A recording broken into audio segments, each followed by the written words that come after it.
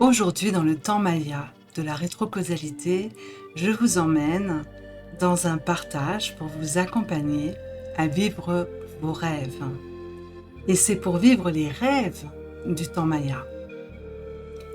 Donc je suis Claire-Marie Landré, je suis vraiment en joie de vous accompagner à travers une expérience concrète, donc du vécu, d'un chemin sur plusieurs décennies de quête de sens avec certaines pistes de réponses trouvées pour quitter les emprisonnements de la pensée occidentale moderne matérialiste afin de davantage répondre à cet appel que certains d'entre vous vivez, celui de vivre vos rêves. Mais ces rêves, à quoi correspondent-ils à travers le regard Maya? Donc déjà, partons à la compréhension que les Mayas sont un peuple dans les gardiens du temps de la rétrocausalité, des gardiens spirituels. C'est donc à travers une écoute profonde que je vais vous demander d'être disponible au vu de tout ce que je vais vous partager, car ce que je transmets peut confronter certaines croyances, certains mécanismes mentaux. Et si vous avez à certains instants la sensation de patiner ou d'être un peu perdu dans ce que vous pourriez envisager au départ comme des concepts, et pour vous qui me connaissez depuis un certain temps, il y a déjà un ouvrage qui s'est réalisé pour ouvrir le temps, eh bien, ça sera beaucoup plus fluide par la foi, de la détermination, de plonger dans un univers tout à fait marginal, parce que j'assume de vous transmettre une fréquence singulière, celle d'incorporer la magie dans le corps, aligné à la source de ce qui nous réunit. Donc, dans le calendrier Maya, celui qui va être l'ancrage de ma communication, c'est le temps spirituel, et donc à travers le Tzolk'in. Il est important de préciser, pour éviter toute confusion, que ma communication s'ancre à travers le temps ancestral de la lecture, de la perception de la réalité. C'est donc une communication ancrée avec le calendrier ancestral, à bien différencier du Dream Spell synchronomètre, qui est le plus connu au niveau de la population occidentale, parce qu'il a été mis à disposition dans la gratuité. Et aujourd'hui, vous avez des dizaines de millions d'individus sur la Terre sur un chemin alternatif d'une recherche de voies spirituelles qui connaissent bien davantage le Dream Spell synchronomètre, mais pourtant, il est très récent, il ne date que des années 80, et en plus, il n'est pas en lien, en vérité, avec le temps Maya. C'est une revisite occidentale et donc c'est un autre outil. Donc ma communication ne sera pas en lien avec le Dream Spell synchronomètre, mais en lien avec le calendrier Maya ancestral du Tzolk'in. La classification ne démarre pas donc à partir d'Imix, pour toi qui connaîtrais le Dream Spell synchronomètre, mais à partir de Kaban, c'est-à-dire qu'on part de la planète Terre et non pas d'Imix, de la source, puisque aujourd'hui, force est de constater que nos expériences de vie sont beaucoup plus associées à la réalité tangible. Le je suis, en général, n'est pas une conscience éternelle venue faire une expérience mortelle. La plupart de nos actions, de nos pensées, de nos émotions sont plutôt ancrées à travers les perceptions du corps. Donc c'est pourquoi les Mayas ont fait plusieurs classifications pour les 20 énergies que tu trouves à gauche de ce tableau. Et ces 20 énergies, en fait, il y a une organisation qui peut démarrer d'Imix, c'est le plus connu, le plus répandu, mais il y a aussi une organisation à partir de Kan, la graine, et une organisation à partir de Kaban, la terre. Au vu de mes expériences avec la rétrocausalité depuis des décennies sur un chemin de libération des croyances modernes occidentales matérialistes, il me semble percutant d'accepter le temps présent et donc de partir de la Terre, pour nous reconnecter à un champ d'une réalité et d'une information qui va davantage parler à notre corps. C'est ainsi que aujourd'hui, je tenais à rappeler, pour ceux qui arriveraient au gré de la synchronicité, que le temps Maya n'est pas comme celui présenté dans le tableau en avant, qui démarre au numéro 1, qui se termine au numéro 260 et on repart, et dans une vision finalement séquentielle et hiérarchique, de 1 à 13 à chaque bande de couleurs, alors que pour les Mayas, la vision est celle-ci, c'est-à-dire une roue où il y a les 20 glyphes, et à l'intérieur, vous avez donc les tonalités, et ça danse ensemble, ça tourne. Et l'autre roue à droite, en fait, correspond au Ahab, et les deux ensemble, associés dans le regard du complon, permet d'envisager des périodes de 52 ans quand on associe le temps spirituel Maya Tzolk'in et le temps du quotidien sur une année solaire, le Ahab, et le complon, en fait, c'est un multiple de 52 ans, qui correspond d'ailleurs à plusieurs rotations de Vénus.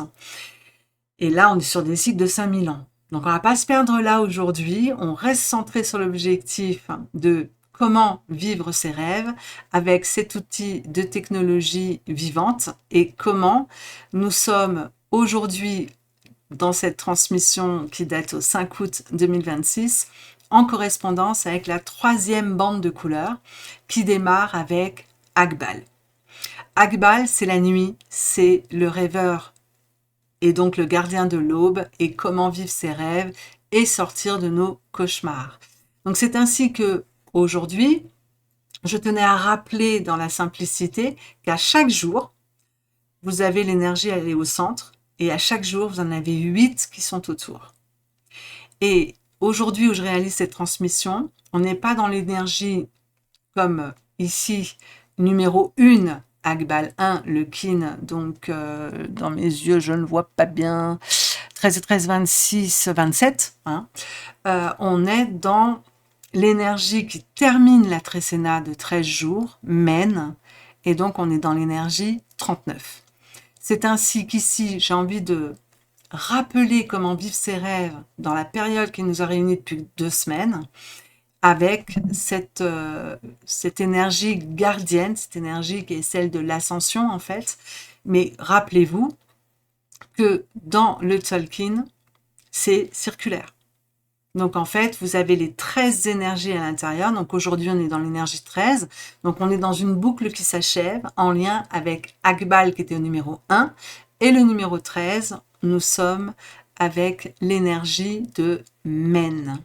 C'est ainsi qu'ici, vous avez l'énergie de Men, qui est l'homme médecine solaire dans l'archétype tel que je le nomme aujourd'hui, dont les totems donc, sont donc l'aigle, mais la médecine de l'homme, donc la médecine de la virilité. Et ici, si ça veut bien fonctionner, on a donc Akbal, qui correspond au rêveur de la création solaire, dans l'archétype que je souhaite lui donner dans une compréhension plus en lien avec notre façon de fonctionner d'occidentaux. Mais pour les Mayas, c'est la nuit. Donc, cette énergie, pour vivre ses rêves, sortir des cauchemars, c'est donc d'avoir le courage, dans l'unité de cette énergie, d'aller au cœur de la nuit. Alors, que représente la nuit? La nuit, pour les Mayas, eh bien, elle s'appuie sur l'intelligence avec la flèche bleue de tout ce que nous avons créé d'un point de vue multidimensionnel. Parce que cette science spirituelle, à partir du moment où on se connecte à l'esprit, on va donc chercher un ancrage à la source des origines, qui, dans la séparation à travers notre âme, va venir jusqu'à notre corps. Donc ici, dans la verticalité, nous avons l'énergie du temps, mais ce temps est vertical, il nous indique donc une direction d'une lecture multidimensionnelle, et donc on est dans un outil où on lit le temps, non pas à travers les vies passées, les vies futures, notre enfance, nos objectifs avant de partir, donc un regard plutôt lié au corps, mais là on est dans un regard lié à l'âme et à la connexion, à la source de vie qui nous réunit tous, donc on est dans des énergies d'une lecture galactique. Et d'ailleurs pour les Mayas, le point, le 1, Et tous les nombres, en fait, correspondent à une sagesse d'une conscience multidimensionnelle galactique. Les énergies des dessins avec les totems, comme là, par exemple, la nuit, on est dans une énergie qui va venir jusqu'à nous à travers l'âme, donc l'incarnation, comment on va incorporer ces champs d'information dans notre véhicule au quotidien. Et à ce moment-là, vous avez donc sur l'horizontalité, non plus la dynamique du temps, mais la dynamique de l'espace, avec les polarités féminines et masculines. Et à force d'observation, de réveil de l'information qui est à disposition à travers le temps de la verticalité, le temps multidimensionnel, donc où le temps est simultané, vous pouvez, puisque moi si je le fais, pourquoi pas vous, vous pouvez vous relier à une information qui libère et balaye les croyances modernes de l'identification au corps biologique.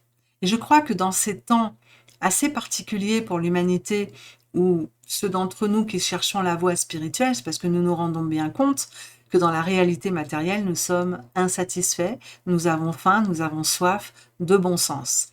Et cette civilisation maya a conservé une technologie, et d'après eux, elle aurait été donnée à leurs ancêtres par des dieux.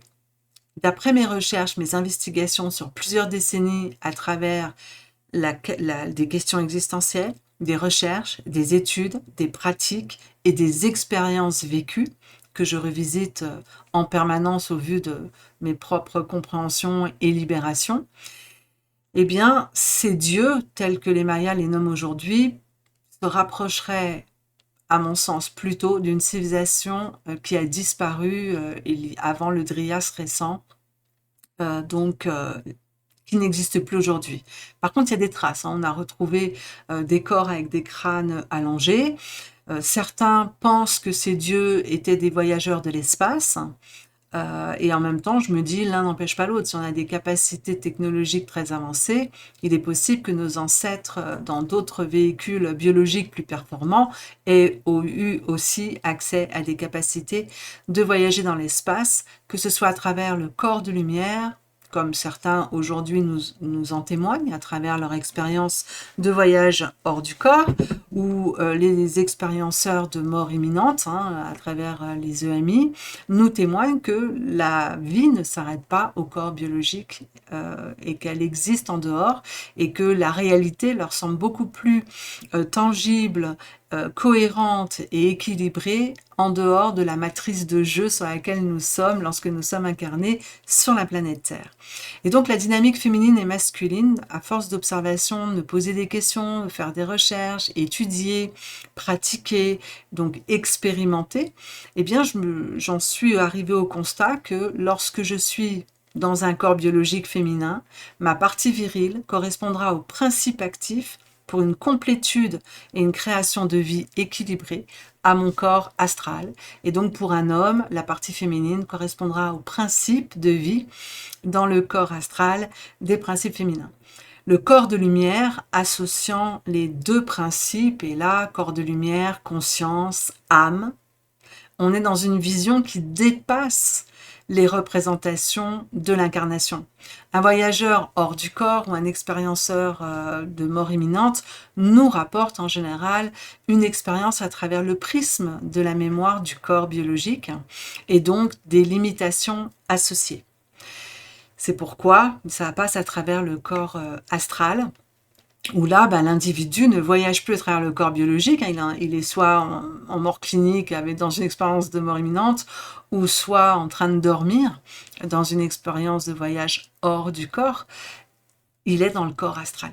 Et il va conserver la mémoire de sa biologie, et donc ne va pas forcément se rendre compte qu'il touche au principe actif créateur de la polarité inverse, parce que c'est enfermé, éteint à travers les croyances du corps biologique. Donc, ici, la nuit au centre, pour vivre ses rêves et sortir des cauchemars, quels sont les conseils d'un point de vue multidimensionnel à travers le temps linéaire que nous pouvons contacter à travers notre détermination, un choix conscient en utilisant notre libre arbitre, d'une volonté de quitter la représentation moderne où nous sommes identifiés au corps biologique. Et donc, il y a une invitation à aller investiguer qu'est-ce que pour toi représentera la notion du passé multidimensionnel. Pour t'aider, quand on va dans le passé au-dessus de la polarité astrale ou au-dessus de la polarité biologique, eh bien, la polarité astrale nous permettra de nous relier à travers le principe vivant de cette technologie à nos vies antérieures, puisque nous avons cumulé de connaissances que le corps astral peut nous transmettre, et à travers le corps biologique, la génétique. Qu'est-ce que dans ce véhicule il y a comme fonction et que nous avons comme une voiture à notre disposition. OK?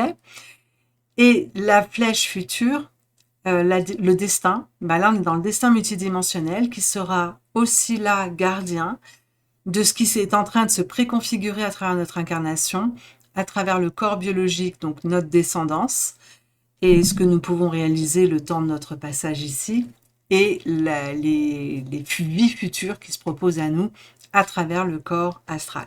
Donc maintenant que ça c'est éclairci, ben évidemment la flèche jaune et blanche, on est vraiment dans le corps astral biologique. Dans les 4 axes des angles, vous aurez compris qu'il y a donc le passé de nos vies antérieures et de notre génétique et notre destin de nos probables vies futures en lien avec ce que nous allons laisser sur la Terre. Donc déjà là, je sais qu'un certain nombre d'entre vous, oulala, si vous venez de me découvrir, ça paraît extrêmement compliqué. Mais c'était important que de le rappeler, parce que je sais que ceux qui me suivez, vous l'avez déjà entendu maintes fois, mais un bon professeur répète de manière à ce que les nouveaux qui arrivent puissent entrer dans une compréhension par rapport à la suite de ce qui va être exprimé. Donc cette présentation, on va la retrouver au début donc de la période, il y a 2 semaines, et puis aujourd'hui, en son dernier jour.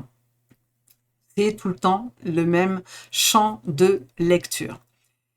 Donc revenons déjà dans la simplicité, les 2 dernières semaines qui s'achèvent aujourd'hui, donc comment vivre ses rêves, sortir des cauchemars, et donc comment être un rêveur de la création. Est-ce que nous créons notre réalité à partir du corps biologique uniquement? Est-ce que notre corps astral nous envoie des informations accédant à un temps plus vaste, plus large, qui permet d'entrer en relation avec le champ de conscience du surêtre, comme dit Mark Coburn, donc du moi supérieur, pourrions-nous le nommer aussi, et qui est le gardien du champ de l'information lorsque les polarités sont associées et non pas séparées. Le côté incarné biologique, le côté astral.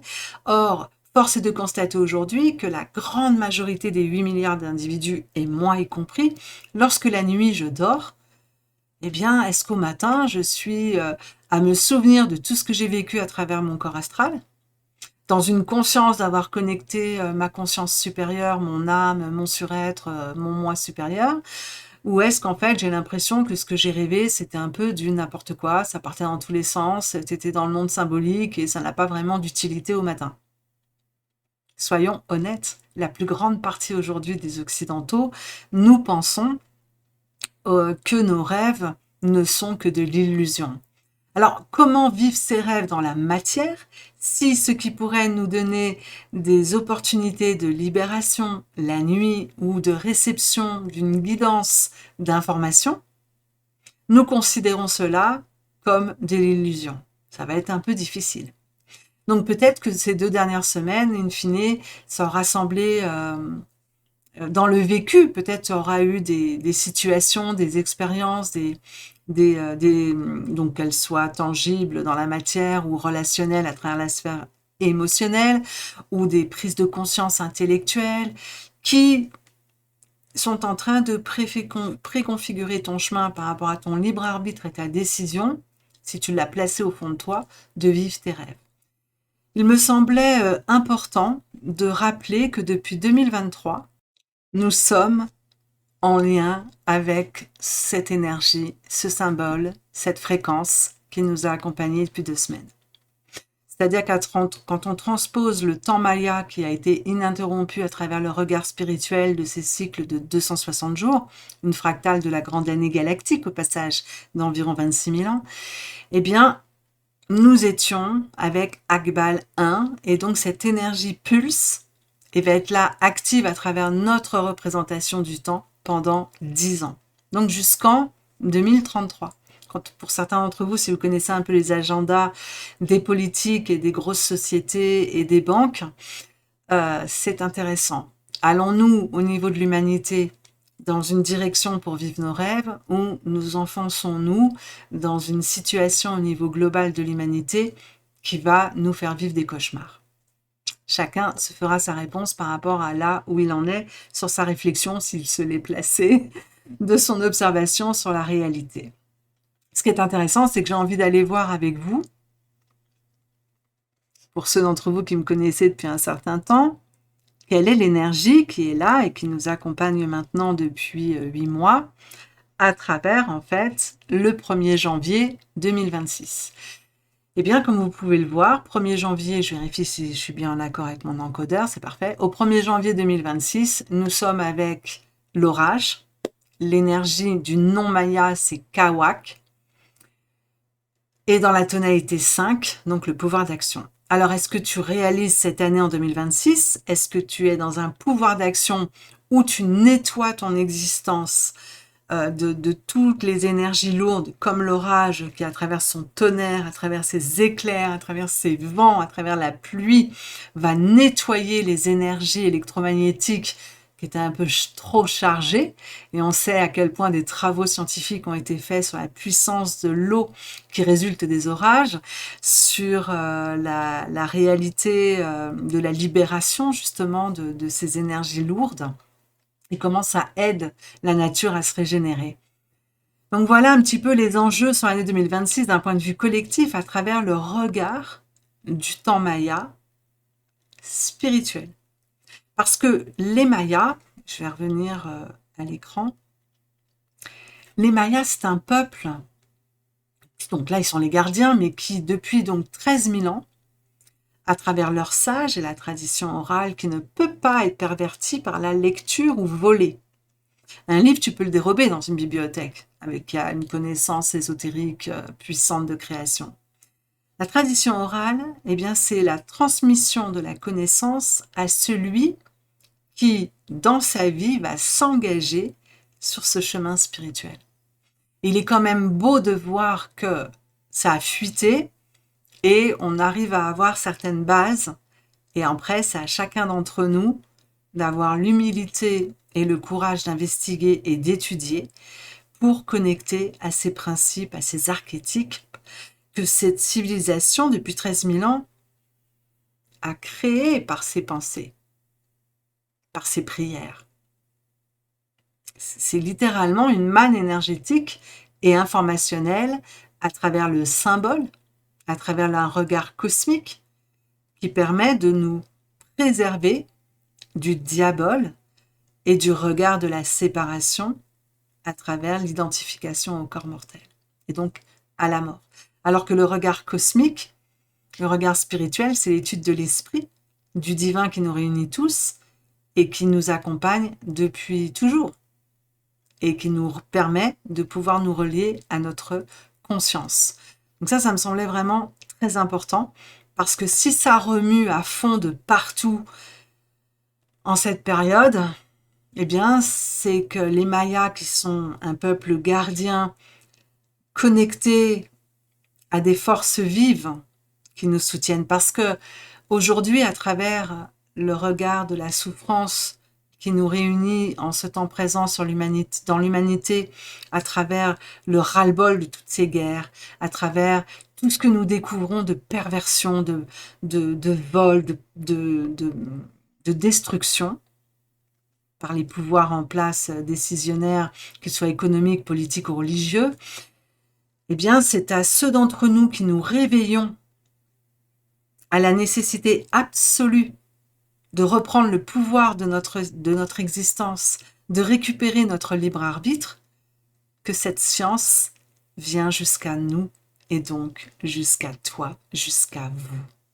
Alors maintenant que cette très longue présentation pour placer l'orientation de cette transmission a été établie, je souhaite vous emmener dans l'observation du but de la période des 2 dernières semaines, qui est donc une fractale qui se répète tous les 260 jours, de ce qui est placé depuis 2023 et qui ira jusqu'en 2033. Les plus conscients d'entre vous qui pourraient être nommés complotistes, vous avez eu accès à ce qui a toujours existé dans notre regard humain tel que nous le percevons à travers les écrits depuis des milliers d'années, d'une forme de manipulation, prédation, domination par une minorité qui orchestre nos vies et fomente des complots. Voilà. Pour garder le pouvoir et la suprématie sur les territoires et sur les peuples. Récupérer son libre arbitre, ça ne va pas être là pour se positionner en tant que sauveur de l'humanité, même si cet appel interne peut être sincère et bienvenu dans une écoute du cœur. Mais c'est de la compréhension absolue que la réalité, c'est que nous sommes des consciences éternelles et donc nous avons toujours existé, nous existerons toujours. C'est une parcelle de fréquence de cette conscience qui anime le corps dans lequel nous sommes. Et ce corps, aujourd'hui, a comme pris les commandes à travers nos émotions de survie, qui résultent d'ailleurs de cette problématique millénaire. L'humanité aujourd'hui donc fait face à un choix profond. Allons-nous sortir du carcan de la mortalité pour nous autoriser le droit d'écouter notre cœur et de voir comment notre cerveau, c'est pas lui qui crée notre réalité. Il est une parabole qui reçoit et qui émet. Donc il contribue bien sûr. Mais c'est le cœur qui est le moteur. Donc je vais vous inviter vraiment à rentrer dans votre cœur et à observer qu'avez-vous vécu ces 2 dernières semaines. Avez-vous vécu par rapport au principe de la virilité qui va être là et va vous venir vous chercher à travers, pour vous mesdames, votre corps astral, une invitation ou même une obligation de purification émotionnelle? Avez-vous traversé des temps ces 2 dernières semaines remuants?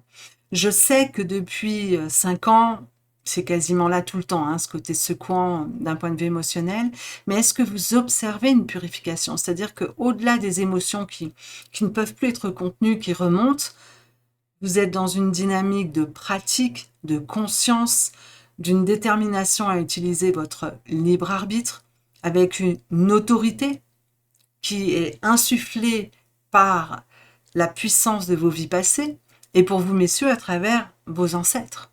Est-ce que cette autorité de la virilité qui aime à organiser, structurer, planifier, hiérarchiser les priorités pour le bien commun, le centre de référence étant soi? Les hommes partent d'eux et de ce qu'ils veulent pour ensuite penser aux autres. C'est le principe viril. Le principe féminin peut aussi avoir cet appel interne de penser aux autres et de vouloir le meilleur pour le bien commun, mais ça ne part pas d'eux à partir de leurs objectifs terrestres.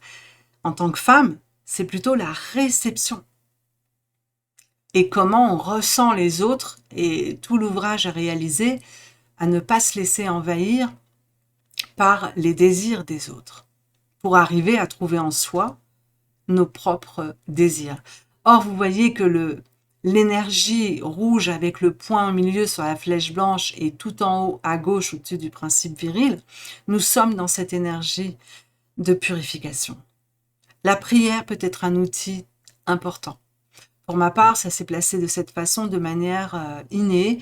Je me suis retrouvée pendant des heures et des heures à réaliser des pratiques spirituelles, d'harmonisation fréquentielle et donc ensuite de remontée émotionnelle et d'une purification psychique pour remettre correctement les choses à leur bonne place dans mes objectifs professionnels et autres, parce que là, ma priorité, c'est de créer une entreprise, de transmettre toute la richesse cumulée de plusieurs décennies, et il y en a tellement que j'étais un peu perdue, mais je fais comment, je pars par où? Et perso, le gros nettoyage, c'est l'IA basta, parce que ça me perturbe plus qu'autre chose. J'en arrive à une clarification pour honorer sur la flèche jaune ma contribution sur Terre. Parce que ce rond rouge nous parle de l'élément de l'eau, donc les mémoires, nos émotions, d'où cette notion de purification. D'ailleurs, il est associé au totem du crapaud, donc qui purifie les mares par sa présence. Si vous avez plein de crapauds près d'une source d'eau, vous aurez beaucoup moins de moustiques que s'il n'y en a pas. Par exemple, moi je vis, juste en dessous de chez moi, j'ai une fontaine qui avant coulait tout le temps, donc l'eau étant vive, il n'y avait pas de moustiques. Là, elle commence à stagner pour des économies d'eau. Mais comme il y a des crapauds, je n'ai pas de moustiques alors que je suis à 3 mètres de cette eau stagnante, où on voit de la vase et tout, mais j'ai la chance d'avoir des crapauds et des poissons dans l'eau, des gros poissons rouges. Donc du coup, pas de moustiques. Merci, merci au crapaud. Et en plus, il est trop marrant ce crapaud, il fait bip, bip, j'aime beaucoup, c'est très sympa. Et donc là, je suis sur la partie, avez-vous ressenti au plus profond pour vous, mesdames, de votre corps et pour vous, messieurs, de votre corps subtil, des remontées émotionnelles intenses avec une nécessité de purifier vos émotions. Première chose. Maintenant, partons sur cette autre énergie qui se répète 2 fois, où on a donc la planète Terre. Sur la flèche jaune, on est donc en lien avec le principe viril. Donc, si vous êtes un homme, dans votre corps, avez-vous senti quelle est ma place? Qu'est-ce que je fais là? Qu'est-ce que j'ai envie d'offrir à la planète Terre? Comment me relier à elle? Vous savez, comme la beauté des animaux. Les animaux, ils sont beaucoup plus purs et ils sont connectés aux énergies telluriques et ils entendent ou à travers leur génétique, à travers ce que les ondes telluriques, à travers les mémoires sur la Terre, parce que eux aussi ont un corps astral, et ils entendent en fait la guidance. La plupart des animaux, ils ont des instincts. Ils n'ont pas besoin d'aller étudier dans des universités comment il faut se positionner pour pouvoir savoir quoi manger, quand manger, où aller pour trouver cette nourriture, où boire, etc. Ils ont un héritage, une carte, une hérédité. Et donc, nous aussi, nous avons ça. Sauf qu'en perdant notre libre arbitre et notre instinct de connexion à la planète, en étant désancrés et perchés dans nos représentations mentales, nous pouvons perdre la boussole et perdre notre direction. Et ce que nous aurions envie de vivre et de proposer et de contribuer à l'humanité par rapport à notre espèce, mais aussi avec l'ensemble du vivant et avec la planète Terre. Donc, cet équilibrage féminin-masculin, qu'est-ce que je dois purifier? Qu'est-ce que j'ai envie d'offrir? Parce que la notion de l'offrande est liée à cette sphère rouge. Et la planète Terre, elle, c'est qu'est-ce que je vais offrir et faire croître? Qu'est-ce que je vais créer? Donc on est bien dans l'énergie des rêves. Mes rêves, qu'est-ce que j'ai envie de vivre? Dans mon autorité centrée sur moi, dans ma virilité, de mes priorités, de ce que je veux. Et sur la Terre, et dans ma polarité féminine, qu'est-ce que j'ai envie d'offrir?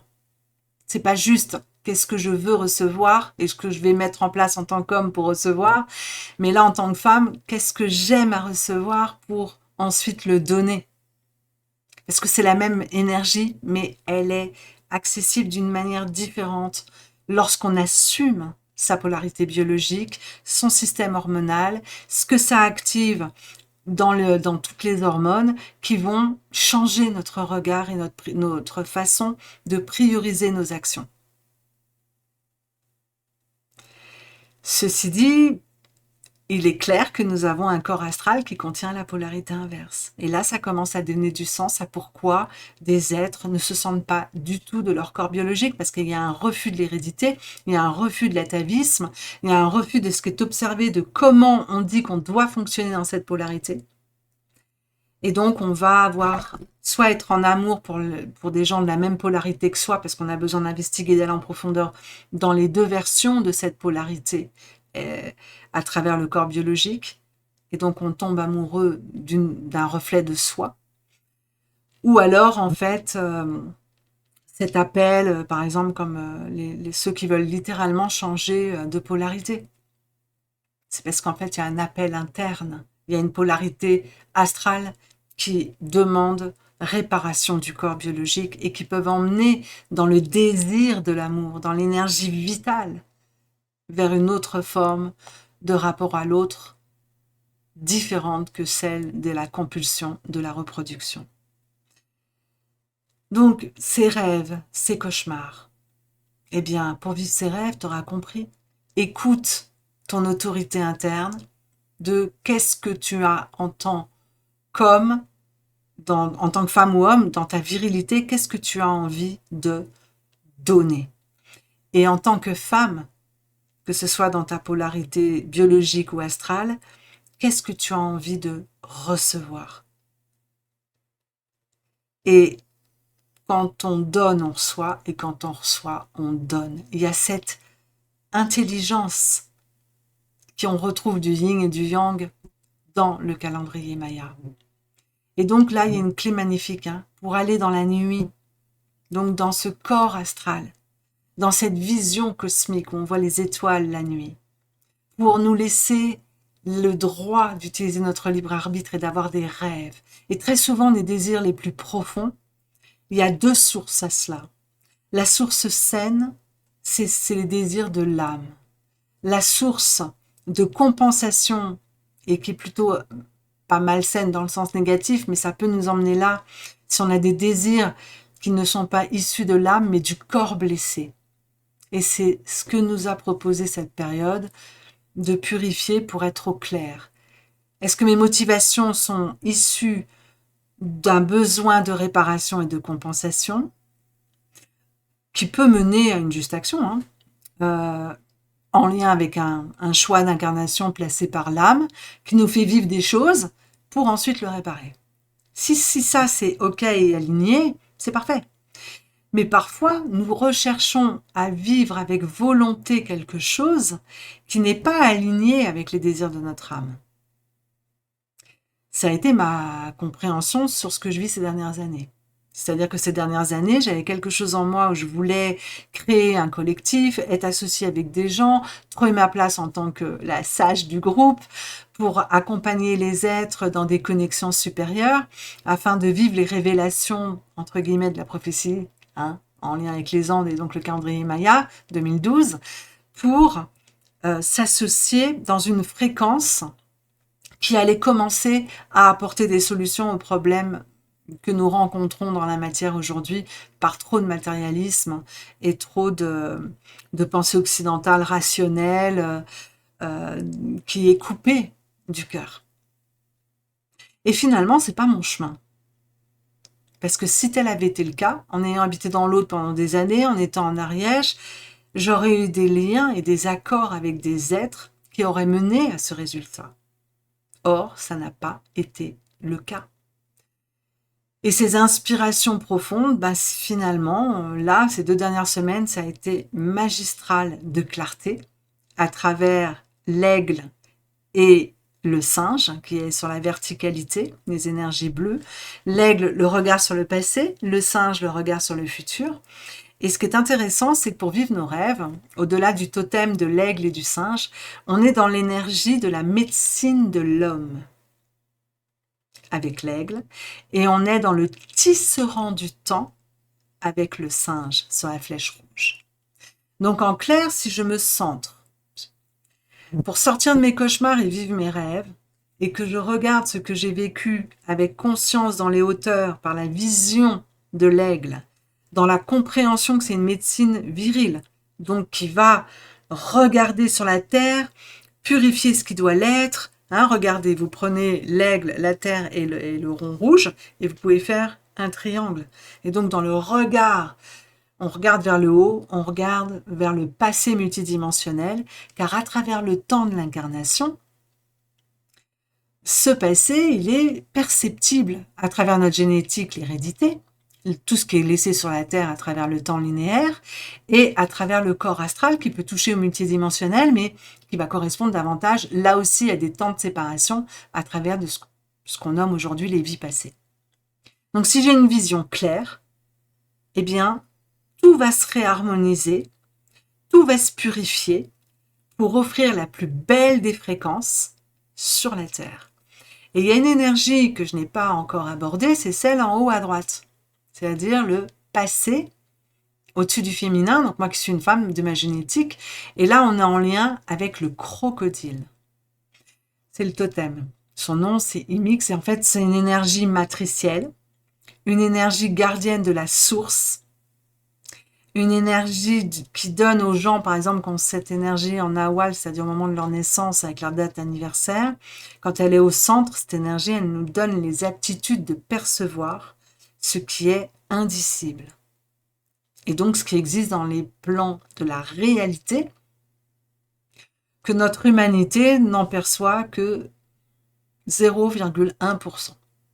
Nos sens nous permettent de percevoir que 0,1% de la réalité. La réalité, c'est 99,99% d'informations dans la nuit, c'est-à-dire dans l'obscurité de notre capacité de perception. C'est bel et bien à travers donc le corps astral et l'âme alignée au divin que le corps pourra être informé. Et je vous garantis que je suis vraiment en joie, et je vais faire une pause déjà avant d'aller vers la suite, en venant à l'écran témoigner, parce qu'à travers les pratiques que j'ai vécues, je ne sais pas si vous le voyez au niveau de ma présentation, mon regard, ma voix, si vous percevez qu'il y a une transformation, mais je me suis fait le cadeau de réussir à pratiquer à l'écoute de l'expérience et de la connaissance sur des heures et des heures, ce que je n'avais pas fait en toute confidence depuis 2019. Donc, ça fait 7 ans. Vous savez que le corps se régénère en totalité tous les 7 ans, hein, à part le squelette. Donc, là, pendant 7 ans, j'ai eu une initiation d'incarnation de matérialiser tout ce que j'avais déjà conscientisé à travers des pratiques spirituelles qui me permettaient de toucher à l'âme agie et au divin de qui je suis. Et là, ça a été placé et acté dans la matière pour le meilleur et pour le pire. Parce que le regard humain, il est ainsi fait. C'est dans le regard de l'âme et dans le regard divin que nous pouvons voyager dans le regard où, par exemple, la peur peut se transformer en indication d'un choix à placer pour sa sécurité. On n'est pas traumatisé. Vous voyez ce que je veux dire? C'est l'humain qui va enregistrer une peur à la suite d'une blessure, qui va créer une forme d'imprégnation dans le corps un peu traumatique. Lorsqu'on est aligné avec l'âme et le divin, et croyez bien, j'en ai fait expérience à de multiples reprises au vu de mon chemin singulier, eh bien, on peut vivre des choses difficiles et le transcender. Et ces 7 dernières années, voilà, ça a été le chemin en quittant un endroit où j'avais créé un temple vibratoire pour aller ailleurs. J'ai déménagé. Et là, rapidement, le Covid est arrivé. Hein. Je suis emménagée début 2019, fin 2019, ça y est, c'était parti la folie collective mondiale.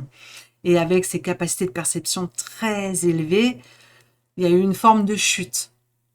Et je ne le vois plus comme une souffrance, une difficulté ou les jouissances temporaires de ce que j'ai pu manifester dans le meilleur, comme je disais, où j'ai vraiment fait l'expérience tangible de tous mes acquis, de ma puissance de force de création et de l'abondance qui a été associée à cela sur différents points de ma vie. Mais là, les dernières années, j'ai eu le meilleur vraiment fort et le pire vraiment fort. Et là, sur les 2 dernières semaines, je récupère ma baguette magique que j'avais perdue ces dernières années, enfin depuis 2 ans en fait, et mon bouclier, que lui j'avais perdu depuis 3 ans. Le bouclier, pour être simple, pour moi, c'est l'amour. Parce que quand on a ce regard de l'amour et que l'on voit quelqu'un qui vient nous blesser, quand on a le regard de l'amour, le bouclier, c'est une fréquence qui va éloigner les énergies agressives, déstabilisantes de l'autre, par la compréhension que ce qu'il est en train de jouer, c'est son jeu à lui. Si ça vient jusqu'à moi, c'est que j'ai quelque chose à jouer avec lui. Mais ce qui est déterminé ne doit pas être, enfin pour moi, hein, c'est ma perception, l'humain dans la séparation, qui a raison, qui a tort, et les rapports de force et toute la souffrance qui est associée à cela. Le bouclier, c'est l'amour qui permet de voir, de rendre à l'autre sa responsabilité, de prendre les siennes et d'être ancré dans la relation à l'autre, au divin qui nous réunit tous, et que le divin, quand on est aligné avec l'amour, c'est toujours tel est prix qu'il croyait prendre. On s'en sort toujours. C'est vraiment un bouclier très fort et j'ai même accompagné des centaines de gens à travers cela. Pour les accompagner à se libérer de certains liens et de certains parasitages d'entités et de certaines situations bloquées par une génétique qui avait imprégné des traumas et qui faisait que le bouclier de la foi et donc de l'amour avait été rompu. L'épée de vérité, c'est cette autorité. Donc on a l'amour et l'autorité de la paix. Tout est juste, je peux me positionner, dire oui, dire non, trancher, parce qu'une épée peut tuer, si nécessité. Donc c'est vraiment l'archétype de la clarté, de la lucidité, de la juste action, qui pacifie les situations. Et donc l'archétype du masculin, et le bouclier, l'archétype du féminin. Et le cadeau, c'est que, quoi que nous traversions ces dernières années, à travers tout ce qui nous confronte, qui peut nous donner la sensation d'avoir perdu notre équilibre, qui peut nous donner l'expérience de la confrontation, de la perte de foi, de cette fameuse chute en fait. Mais en même temps, je parle là à ceux qui étaient déjà sur un chemin de félicité divine avant ce phénomène de 2020 et qui ont été bousculés, comme ça a été mon cas, quand on réalise qu'on est beaucoup plus loin qu'on le pensait de ce que nous, on a réalisé, qu'on pensait que le collectif y allait. Je vous rappelle que j'ai vécu 6 ans et demi dans l'Aude et j'ai rencontré des gens sur un chemin vraiment éveillé, comme on le dit aujourd'hui. Et donc, c'est depuis 2008 que j'entends parler de l'ascension en 5e dimension, le pouvoir de l'attraction, de l'amour, et toutes ces notions. Ce n'est pas pour moi de la théorie, je l'ai vécu. Ma vie a littéralement été transformée en 2008 à la suite de plusieurs années de déprogrammation de croyances erronées pour ouvrir, libérer le cerveau d'un mécanisme automatique pour récupérer le libre arbitre et faire des choix conscients et qui redonne donc l'épée de l'autorité et le bouclier de l'amour, qui n'est plus sous-tendu par le corps donc biologique ou astral. Il est là, évidemment, sinon je serais morte. Mais c'est l'âme qui agit. Et le je suis cosmique de l'âme agit. Et qui vient guider le corps biologique. Et là, c'est, franchement, si certains d'entre vous l'ont vécu, vous le savez. C'est des états de félicité.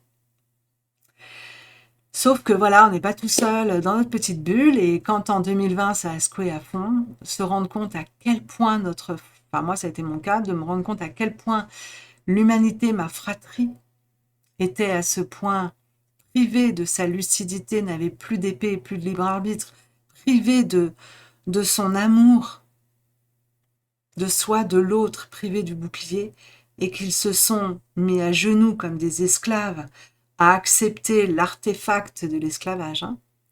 Les esclaves, on leur mettait un masque en fer pour ceux qui étaient rebelles et qui pensaient un peu trop par eux-mêmes, hein, pour enlever les expressions faciales et pour pouvoir vraiment les réprimander sans trop de culpabilité et les couper dans la communication des autres.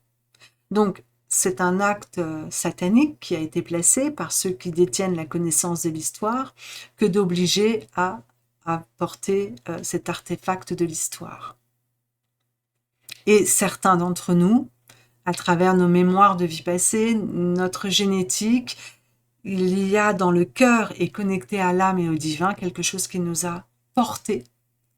Et un grand nombre se sont réveillés à se rendre compte que non, là, ils ne voudront pas jouer à ça. Et ça en fait un paquet. Hein. Quand vous voyez que pour le pass sanitaire, il y a eu plus de 2 millions de personnes dans les rues, À mon avis, on peut facilement multiplier par 10, puisque nombreux étaient, comme moi, derrière leur écran, n'allant pas dans la rue se mettre en danger. Pour X raisons, n'ont pas senti l'appel d'y aller, mais pour autant étaient en accord avec ceux qui étaient dans la rue. Et merci, parce que c'est ça qui fait que certaines directives de leur plan n'ont pas été actées, puisqu'ils ne peuvent pas agir contre une population qui crée, d'un point de vue spirituel, par ses choix psychiques, émotionnels, un désir profond et acté de sortir d'un cauchemar qui est refusé. Et ça, c'est important de le rappeler. Nous n'avons plus cette effervescence comme à l'époque.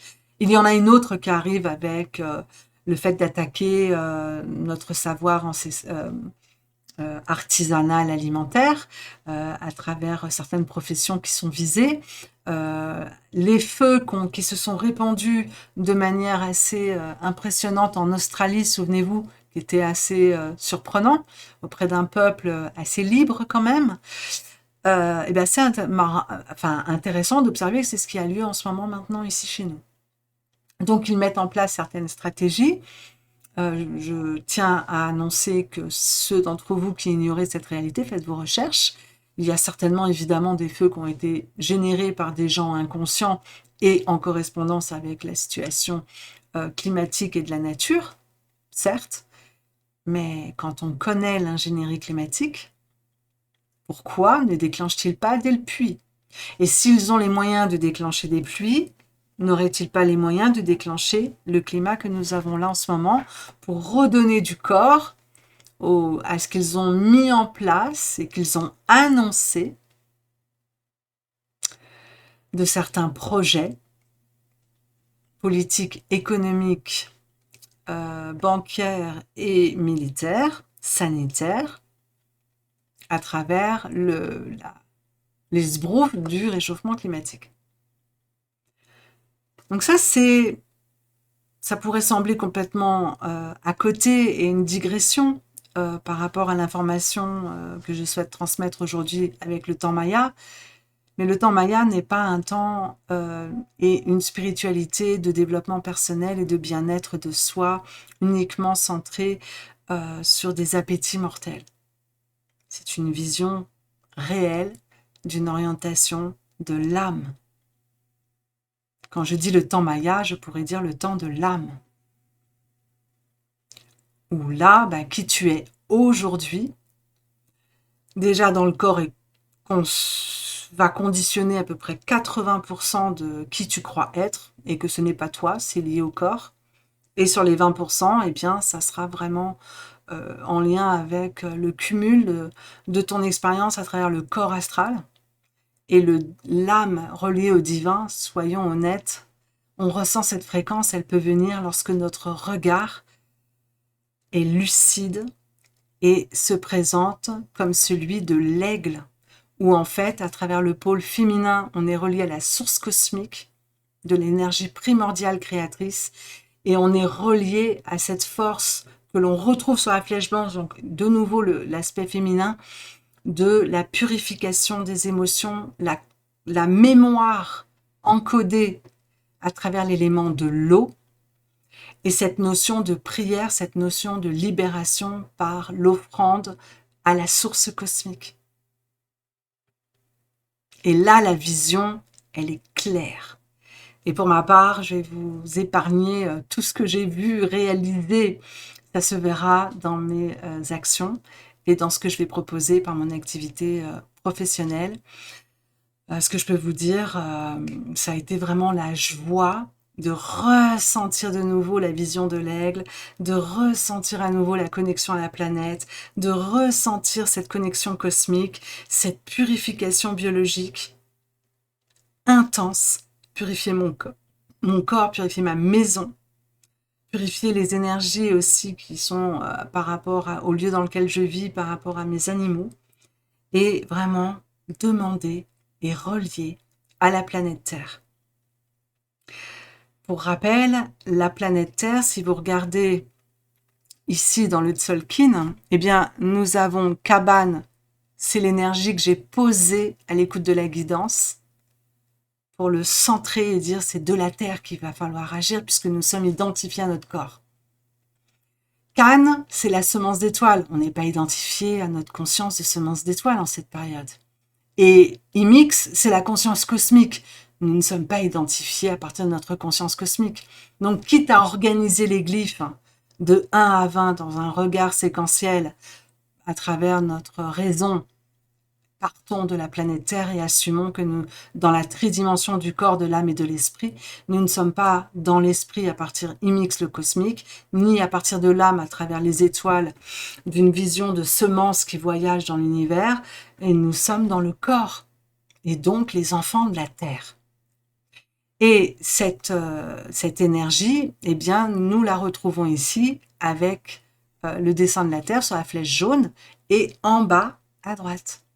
C'est-à-dire pour ce qui porte l'amour, la compassion, la puissance de la création de la vie à travers le principe féminin, aligné là, en haut à droite la source cosmique, sur la flèche blanche, la purification du corps émotionnel et de l'eau matricielle qui va permettre de créer la vie et d'offrir la vie sur la Terre.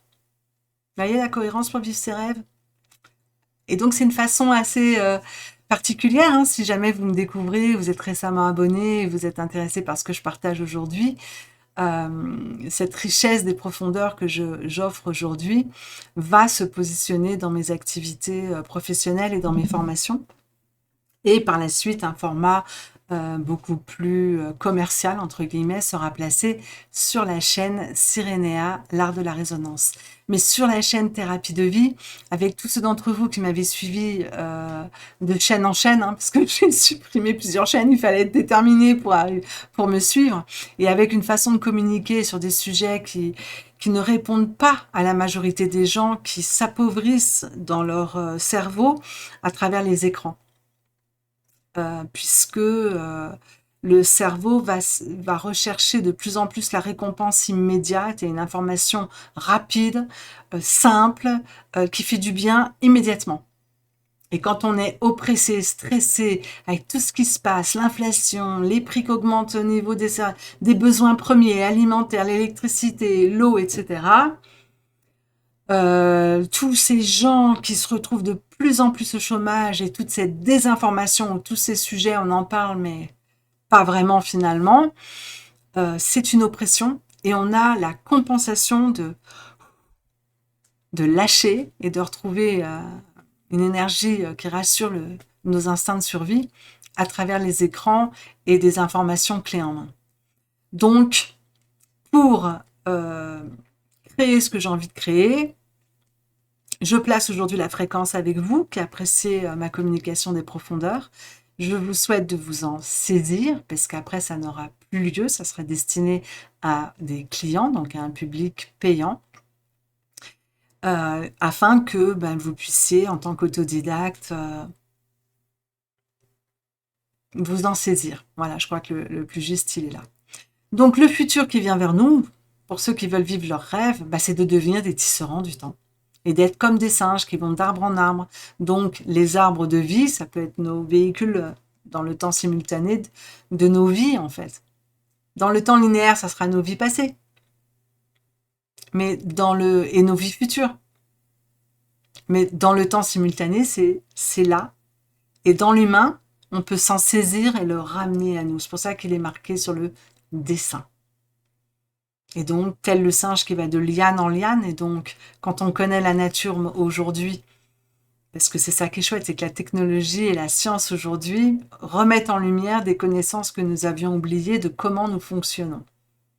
Et nous sommes reliés. Et par la pression que nous vivons tous ensemble de l'intolérable, le cadeau, c'est qu'il y a des fêlures qui laissent passer la lumière. Et qui nous réveillent comme des grosses claques pour nous sortir du cauchemar dans lequel nous sommes, parce que c'est sur la Terre que nous rêvons. Vous voyez, le côté, vous prenez la direction du sud, vous prenez l'élément sur la flèche jaune, c'est la Terre. Donc, sur la Terre, dans la lumière de ce que l'on voit, pour vivre nos rêves, c'est à partir de la Terre et c'est notre état d'être. Nous sommes des rêveurs ou des cauchemardeurs lorsque nous sommes incarnés. Le fait de le savoir, ça peut faire beaucoup de bien.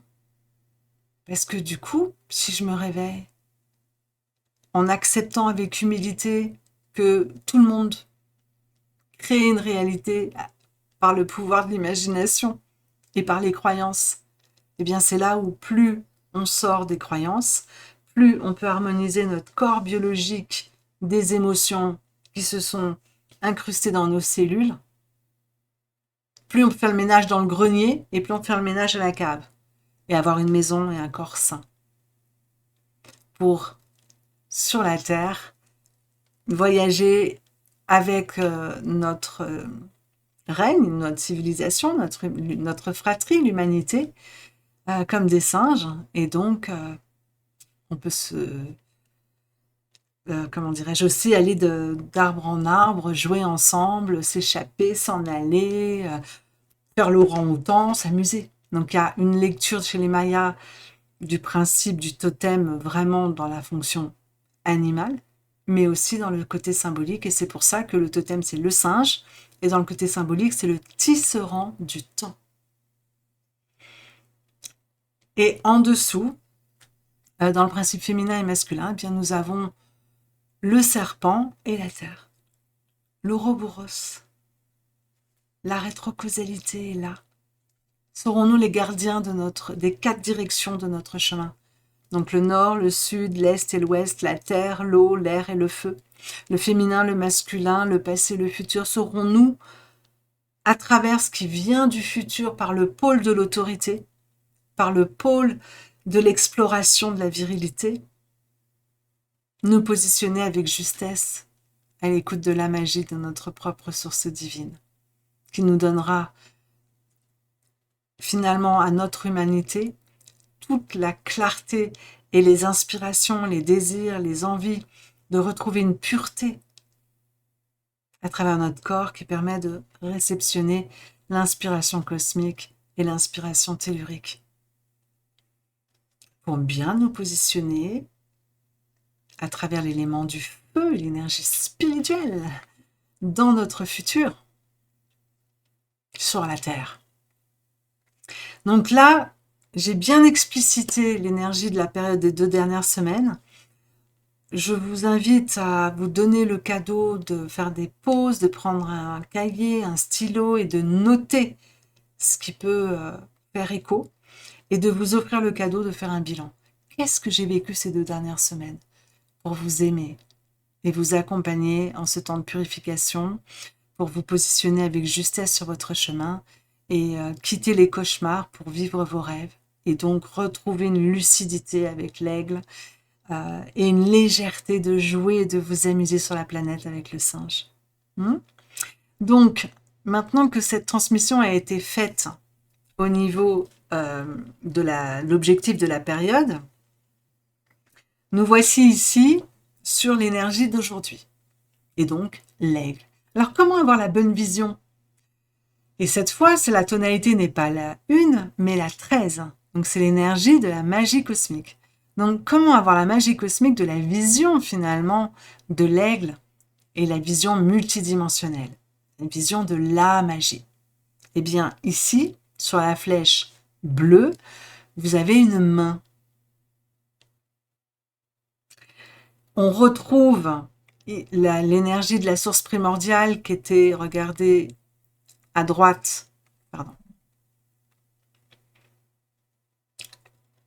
L'énergie en haut à droite, là, vous la retrouvez en haut à gauche. OK? L'énergie de ce rond rouge qui était flèche blanche en bas à droite, là, vous l'avez, attendez, qui était en haut à gauche, flèche blanche, là, vous l'avez flèche jaune en bas à droite. Donc, ça veut dire que cette énergie qui a démarré avec le féminin, eh bien, on la retrouve ici avec le masculin, sur la flèche blanche et jaune. Et vous voyez tout le temps comment chez les Mayas, tout est imbriqué, tout est circulaire. Parce que quand vous emmènerai en formation, si un jour vous voulez venir en formation, on va aller en profondeur dans tout cela. Et c'est vous qui investiguerez en fonction de votre propre rythme. Je vais faire vraiment des supports de cours beaucoup plus accessibles intellectuellement que ce que je transmets quand je suis sur le feu de l'inspiration et où je vous emmène dans l'énergie plutôt de la tradition orale. Euh, Ça danse. Les énergies, c'est tout le temps des boucles. C'est absolument magnifique. Et donc, vous pouvez voir d'ailleurs que la boucle où on avait donc la nuit qui était au centre et où on avait l'aigle qui était sur la flèche bleue, bien maintenant l'aigle il est au centre et l'énergie de la nuit est en bas.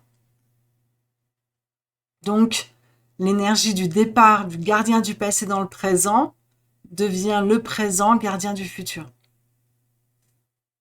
Et c'est pour ça que les énergies que vous avez à gauche, à droite et en dessous sont les mêmes, en fait, que celles que vous retrouvez ici. Si vous prenez l'aigle, la terre, la nuit et donc en fait le rond rouge, ben vous voyez bien que c'est décalé et en dessous, c'est là.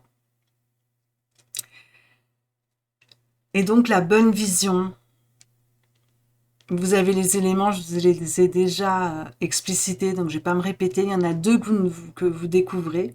C'est en haut à droite et sur la flèche bleue. Donc la flèche bleue, c'est la main.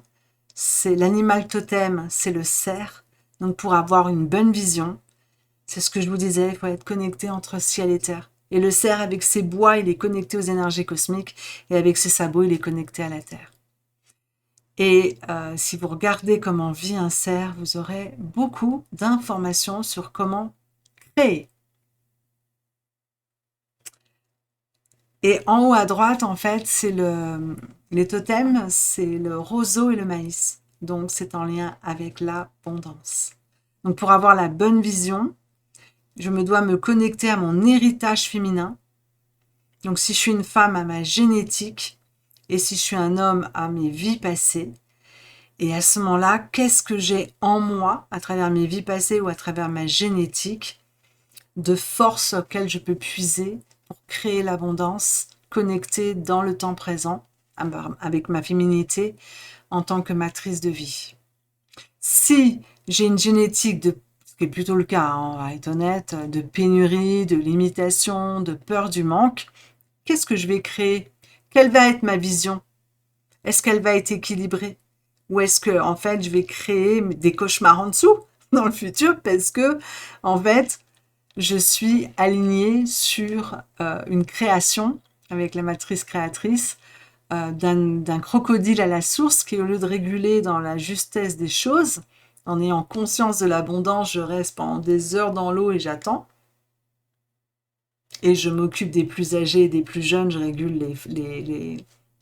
les tribus, j'allais dire, mais non, les règnes de la vie.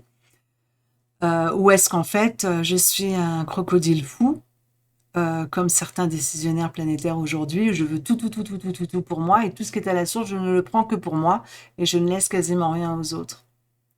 Et du coup, ça se multiplie, il y a de plus en plus d'habitants sur la Terre, parce que c'est un instinct de survie. Quand on a peur de la mort et du manque, pour ceux qui n'ont pas accès à la contraception, ça engendre beaucoup, beaucoup, beaucoup d'enfants. Et c'est valable pour n'importe quel règne animal. Hein. Donc, voyez la puissance de cette observation, de cette science. Et là, aujourd'hui, je ne parle pas trop de la rétrocausalité, mais c'est bien sûr aux fondations même de mon partage, puisque la rétrocausalité, qu'est-ce que c'est? Vous connaissez le terme synchronicité, ça commence à beaucoup se vulgariser maintenant, avec les travaux de Carl Jung, qui ne fait que remettre à la lumière moderne ce que nous connaissons déjà depuis des milliers et des milliers et des milliers d'années. C'est le fait que dans la réalité du 99,99% de la réalité, tout est interconnecté.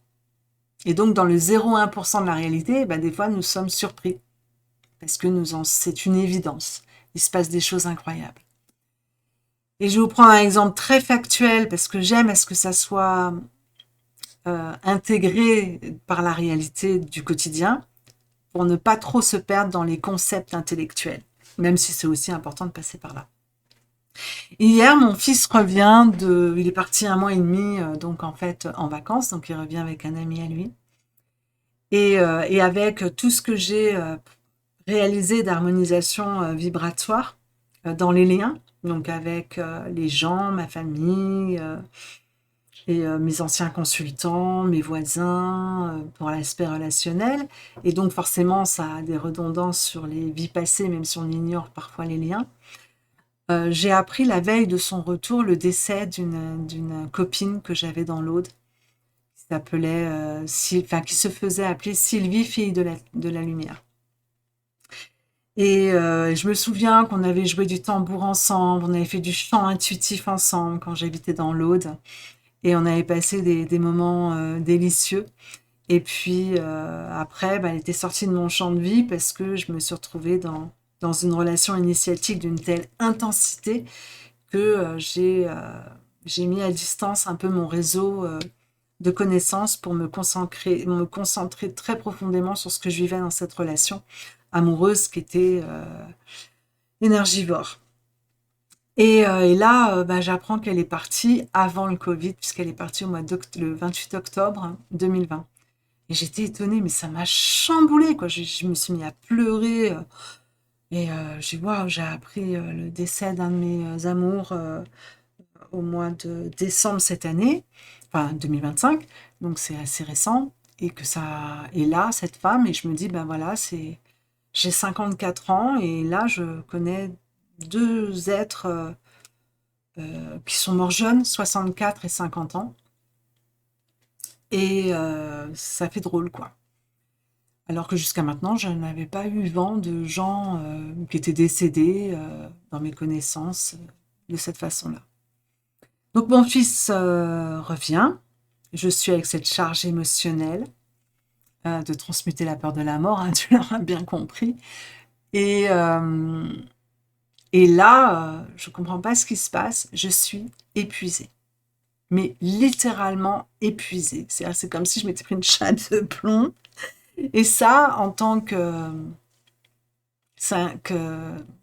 dirais-je, que divergente, il faut que je le dise comme ça.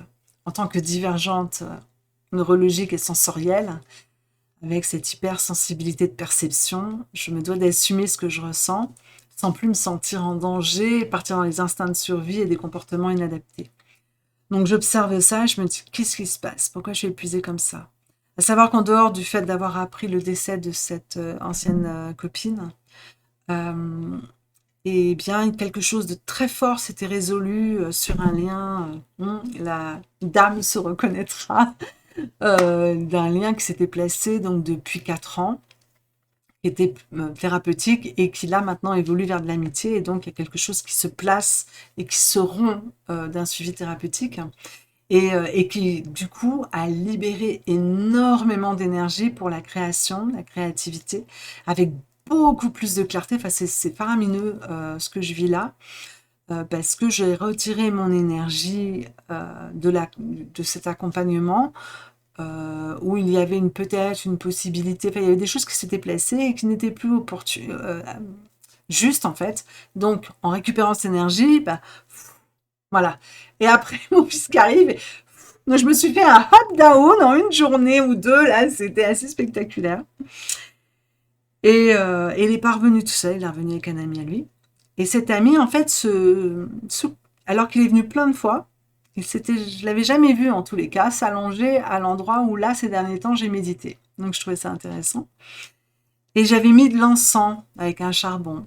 Et puis d'un seul coup, je me dis, mais c'est bizarre, je sens que ça sent le brûler à la maison, qu'est-ce que ça peut être? Et d'un seul coup, je le vois, en fait, c'était le charbon qui était tombé. Donc tout de suite, je demande à ce jeune homme qu'est-ce qu'il a fait. Il me dit, ben, c'est pas moi, je pense que c'est les chiens, ils ont bougé la table, ils sont venus vers moi et tout. Ok, d'accord. Mais ce qui a été faramineux, c'est ce que ça a brûlé. C'est-à-dire que le charbon, il est tombé sur un calepin qui était vide. Et dedans, j'avais une couverture et je plaçais en fait des feuilles.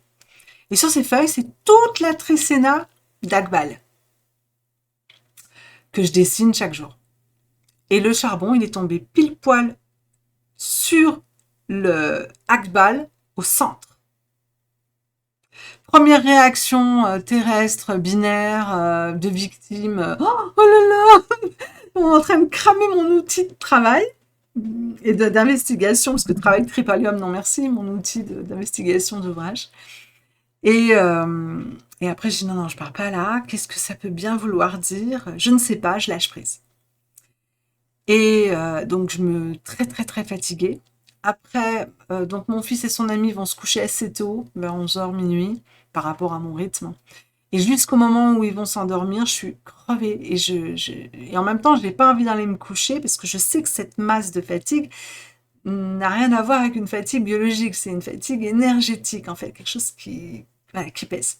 Ils s'endorment, les voilà partis dans leur corps de lumière, hein, dans leur corps astral. Plus de charge. Je suis légère de nouveau. Et pas forcément envie de dormir. Donc, ok, d'accord. C'est intéressant.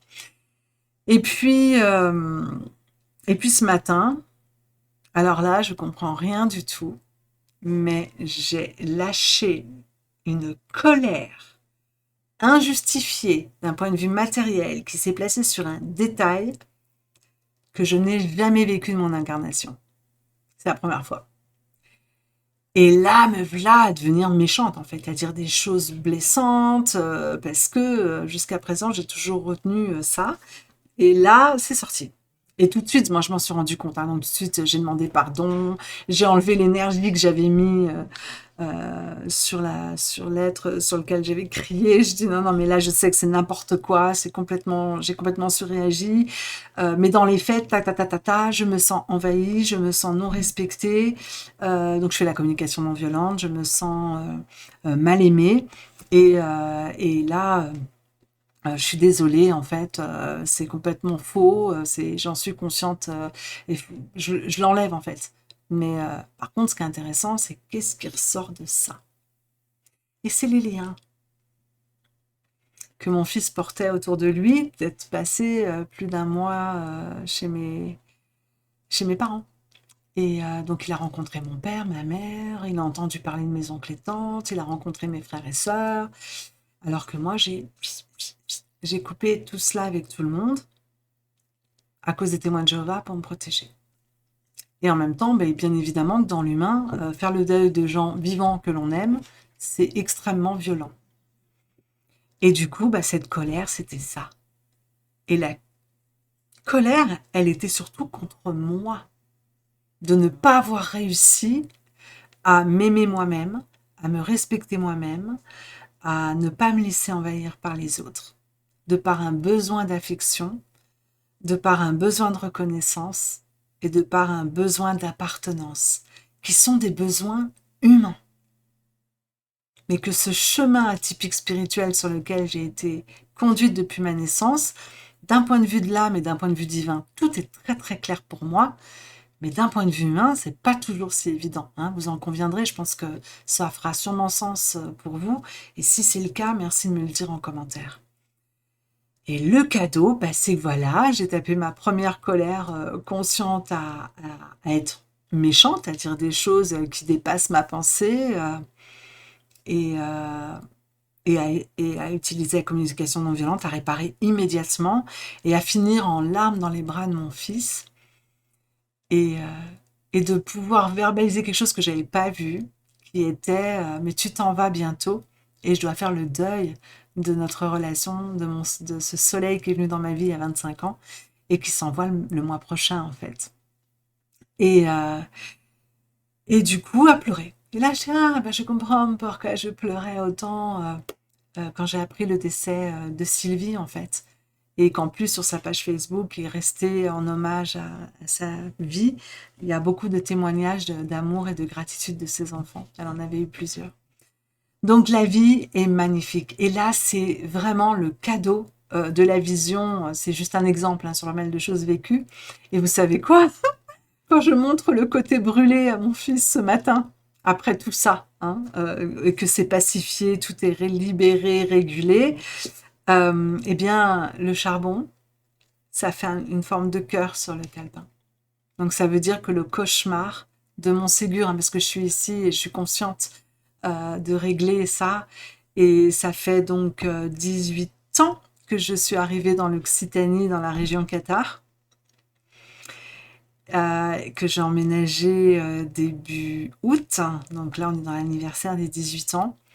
Et pour régler cette mémoire, où je me suis retrouvée en couple avec un homme que je connais depuis mon Ségur, où on s'est reconnus mutuellement, où on a reconnu, enfin moi j'ai vu, parce que mon Ségur on s'est reconnus mutuellement, mais la mémoire qu'on a eue ensemble, euh, qui remonte au fait au 16e, 17e siècle, sur l'île de Sainte-Lucie, c'est moi qui ai reçu énormément d'informations et de mémoire.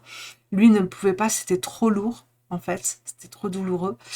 Et en fait, on avait eu une petite fille ensemble que j'ai dû placer dans une tribu de ma famille amérindienne sur l'île de Sainte-Lucie pour la préserver de l'esclavage lorsque cette île est passée de la France à l'Angleterre, au niveau politique, hein. Et j'ai dû fuir, en fait, sur le vieux continent, et ça m'a arraché le cœur. J'ai perdu ma fille, et j'ai perdu l'homme que j'aimais, et même lui, il a été assassiné. Et on s'est retrouvés dans cette vie. Et avec la conscience. Je ne sais pas si vous vous rendez compte le délice de, la, de ce qui peut être vécu lorsque on libère le corps des représentations mortelles et qu'on commence à accéder. Après, c'est pas le chemin de tout le monde, hein, mais je pense que si vous êtes là, c'est qu'il y a une résonance et qu'on commence à accéder à l'information, à la mémoire. Et ce n'est pas un don qu'on reçoit à la naissance. C'est disponible dans tous les véhicules humains. Maintenant, les temps sont tellement lourds et il y a tellement de poids de toutes ces mémoires en cette période automnale, hein, au niveau des saisons sur l'année galactique, que finalement, c'est un cadeau que d'oublier et de ne pas se souvenir. Parce que pour ceux d'entre nous qui nous réveillons et qui avons accès à ces champs d'information, ben finalement, on doit se coltiner là, de réguler les trucs de l'enfance avec la famille, mais en plus, c'est les vies passées. Donc il y a le cadeau, mais il y a aussi la responsabilité et le poids de la purification des mémoires qui est à faire, parce qu'on n'est pas dans un temps de félicité, hein, faut pas se mentir, hein. On est dans un temps cauchemardesque en ce moment. Par contre, pour ceux d'entre vous qui faites ce chemin de conscience et qui voulez créer votre réalité et utiliser la rétrocausalité pour libérer votre corps physique, libérer votre corps astral de vos propres mémoires, ça c'est possible. C'est un ouvrage fantastique avec, pour moi j'appelle ça la foire du trône, hein. Voilà, si vous connaissez la foire du trône à Saint-Germain-en-Laye, voilà, ça bouge, ça secoue, ça remue dans tous les sens, on se sent vivant, on est beaucoup plus connecté à la vie, on a des expériences que pour le mental, c'est par où l'hôpital psychiatrique, et en même temps, on récupère à chaque fois des aptitudes qui ne sont pas toujours évidentes à gérer. Voilà, par exemple, ce que j'ai vécu hier de perception d'une énergie comme ça, ben, le cadeau que je vois là, c'est confiance, foi, assurance. Je sors l'épée de la lucidité pour voir ce qu'il en est et stop aux besoins de reconnaissance, de compréhension, d'appréciation. Non. Le plus important, c'est que moi je vois, je sais, je comprends, je m'aime et j'agis en conséquence pour que ces énergies, dans la mesure de ce qui m'appartient, soient libérées, bien évidemment, et ce qui ne m'appartient pas, je le rends à celui à qui ça appartient. Et comme ça, il n'y a plus cette sensation que ma sensorialité est un problème et que mon empathie est un problème. Pas du tout. Mais pour ça, c'est ne plus avoir peur du cauchemar et de trop ressentir les choses. Et je ne sais pas pour vous, mais moi, ces 2 dernières semaines, ça a été vraiment ça. C'était fascinant. Des jours où j'avais une foi, où je faisais ces pratiques spirituelles, où j'avais la vision, en toute sincérité, j'ai même été en communication où je me suis mis à parler en espagnol avec des gens que je ne sais même pas qui c'est, mais je sais qu'ils sont en lien avec la connaissance maya, et on verra bien dans le futur ce qu'il en sera. Et puis surtout de m'amuser et de voir que pour ma part, ça correspond à 18 ans d'avoir emménagé ici. Et si vous regardez, la dernière éclipse qui avait eu lieu le 11 août 1999. 99 plus 9, on arrive à 2008. Hein. Et là, 2008-2026, les fameux donc 18 ans, ajoutés aux 9 ans, on est aux 27 ans. Et vous vous souvenez que la dernière fois, j'arrêtais pas de parler du 27. Et ben voilà, l'éclipse, ça va être quelque chose de très, très, très important pour tout le monde. Mais qui saura le voir, le percevoir, moi, je vais m'en saisir en tous les cas.